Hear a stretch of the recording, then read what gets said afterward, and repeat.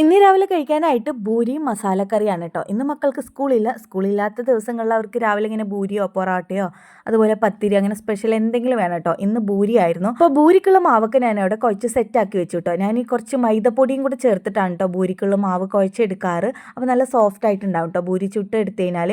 പിന്നെ മസാലക്കറി ഉണ്ടാക്കുമ്പോൾ കുറച്ച് ചിക്കൻ മസാല ചേർത്തിട്ടാണ് കേട്ടോ ഞാൻ ഉണ്ടാക്കുക. ആദ്യം ഉരുളൻകിഴങ്ങും സവാളയും ഒരു നുള്ളു മഞ്ഞൾപ്പൊടിയും ചേർത്ത് നല്ലപോലെ വേവിച്ചെടുത്ത ശേഷം അത് താളിക്കുന്ന സമയത്ത് ലേശം ചിക്കൻ മസാലയും കൂടെ ചേർത്ത് കൊടുക്കും കേട്ടോ. എന്നിട്ടാണ് താളിച്ചെടുക്കുക. അപ്പോൾ നല്ല ടേസ്റ്റ് ആയിരിക്കും കേട്ടോ ഒരു മസാല കഴിക്കാനായിട്ട്. എന്നിട്ട് ഞാൻ ഭൂരിയൊക്കെ മാവ് പരത്തി എടുത്തിട്ട് ചുടാൻ തുടങ്ങി കേട്ടോ. ആദ്യം കുറച്ച് വട്ടത്തിലൊക്കെ അങ്ങോട്ട് പരത്തി ചുട്ടെടുത്ത് അത് കഴിഞ്ഞിട്ട് പിന്നെ കുറച്ച് വലിയ വട്ടത്തിലാക്കിയിട്ട് ഞാൻ നമ്മുടെ ബട്ടൂരയുടെ ഷേപ്പ് ഉണ്ടല്ലോ ആ രീതിയിൽ നമ്മൾ കട്ട് ചെയ്തിട്ടാണ് കേട്ടോ ഫ്രൈ ചെയ്തെടുത്തത്. സമയമില്ലാത്തതുകൊണ്ട് തന്നെ പെട്ടെന്ന് എല്ലാം റെഡിയാക്കിയിട്ട് ഞങ്ങൾ ഫുഡ് കഴിച്ചിട്ട് സ്കൂളിലേക്ക് പോയിട്ടാണ്. അവിടെ പോയി പരീക്ഷാ പേപ്പറും പ്രോഗ്രസ് കാർഡ് കിട്ടുന്ന വരെ ഒരു ടെൻഷനാണ്. പിന്നെ ടീച്ചറിൻ്റെ വഴിക്ക് നല്ല അഭിപ്രായം ആയതുകൊണ്ട് പിന്നെ അത്രയ്ക്ക് അങ്ങോട്ട്